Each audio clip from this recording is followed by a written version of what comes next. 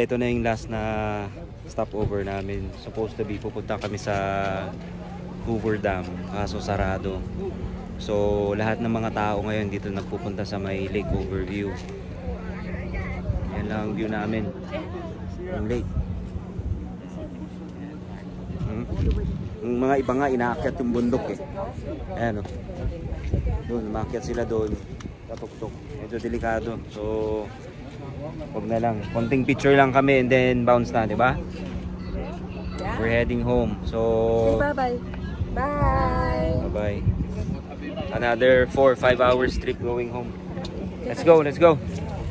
See you next time, guys. Keep subscribing.